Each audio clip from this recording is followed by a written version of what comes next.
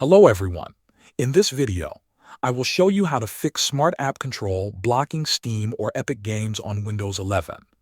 This problem usually happens when Smart App Control blocks game launchers or deletes game files without warning.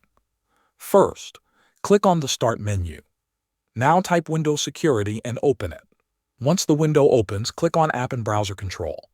After that, find and click on Smart App Control Settings. You will now see the Smart App Control option. Set this option to off. You cannot turn it back on without resetting or reinstalling Windows. Confirm and continue. Now Smart App Control is disabled. Try launching Steam or Epic Games again. In most cases, the launcher should open normally without being blocked. If your game is still not working, it is possible that Smart App Control has already deleted some of the game files.